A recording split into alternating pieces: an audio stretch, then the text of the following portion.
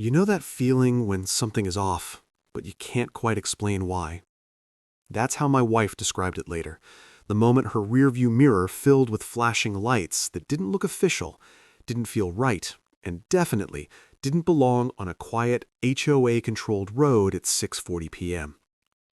She was coming home from work, same route, same neighborhood, same speed she always drove because our HOA had already fined us twice for speed concerns when she was going 3 miles under the limit.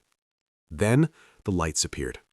No siren, no marked police cruiser, just a black SUV with magnetic decals slapped on the doors that read Community Patrol. My wife slowed, confused.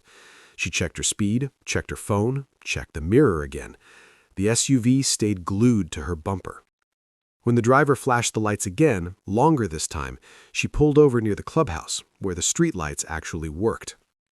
That decision may have saved her. 2 men stepped out.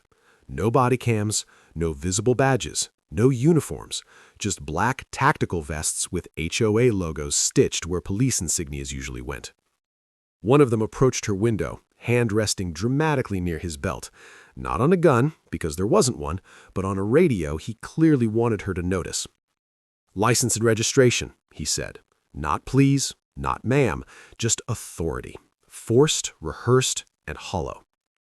My wife didn't roll the window all the way down. "I don't recognize your department," she said calmly. That annoyed him. "We're authorized by the HOA to conduct stops for violations," the second man added, circling her car like a shark. "Failure to comply can result in fines of further action." Something clicked in her head then.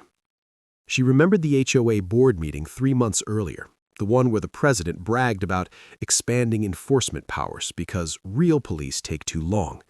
She remembered the rumors about the board president's brother starting a private security firm, and she remembered the email warning residents that community patrols would begin soon.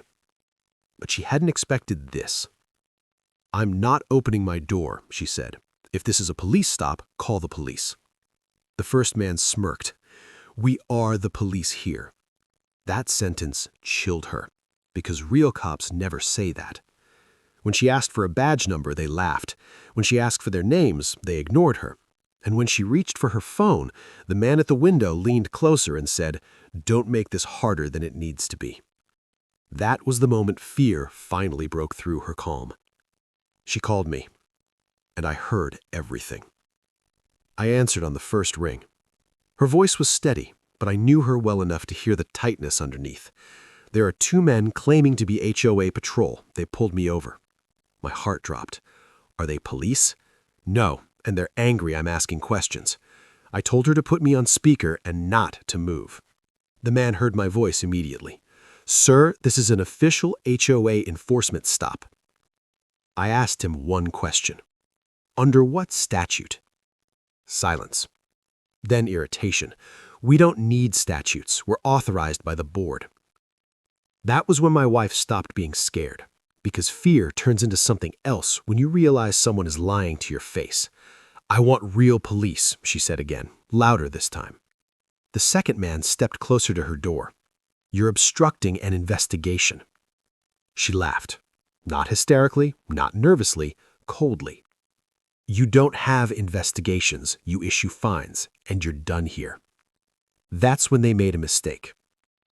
The first man threatened to tow her car, without paperwork, without a citation, without authority.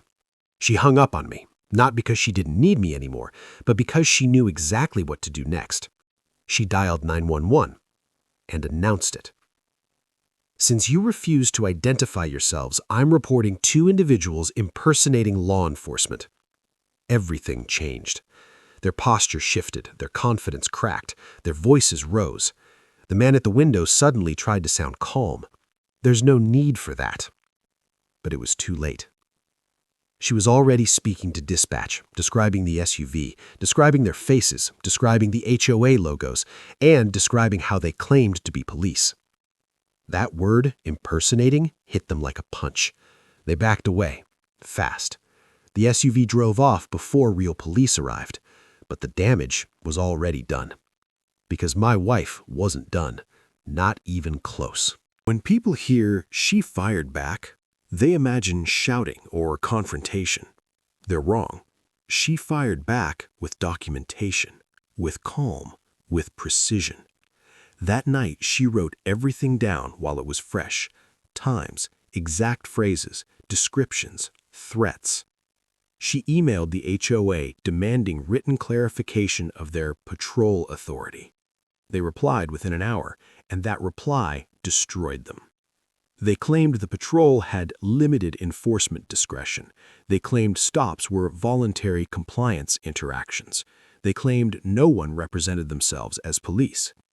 We forwarded that email to an attorney, and then to the city, and then to the state, and finally to every homeowner in the association. The lawyer laughed when he read it. They admitted everything without realizing it, he said. Within 48 hours, the HOA was scrambling.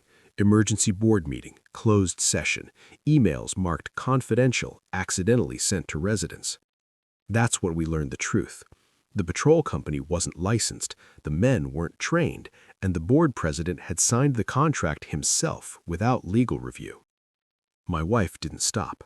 She requested public records, filed formal complaints, and spoke at the next HOA meeting, calmly, clearly, and devastatingly. "You used fear to control residents," she said, "and you chose the wrong person." The board meeting was standing room only. Neighbors who had never spoken before were whispering, angry, comparing stories. One woman said the patrol threatened her teenage son. Another said they photographed her house without consent. Another said they demanded ID at the pool. My wife stood there and let them talk. Then she spoke. "This ends tonight." The HOA president tried to interrupt her. She didn't raise her voice. She didn't argue. She read statutes aloud. She cited case law. She played the 911 recording. The room went silent. By the end of the meeting, the patrol contract was suspended. By the end of the week, it was terminated. By the end of the month, the board president resigned. The HOA sent an apology letter. It meant nothing. The damage was done. But something else happened too. Neighbors started talking again. Trust slowly returned, and my wife became someone people came to when they felt powerless. She never wanted that role, but she owned it. The HOA never tried intimidation again because they learned something dangerous. You can only fake authority until someone refuses to be scared. This wasn't about a traffic stop. It was about control. About what happens when small power goes unchecked, and about how courage doesn't always look loud. Sometimes it looks like refusing to roll down a window. Sometimes it looks like asking one calm question. And sometimes it looks like firing back with the truth.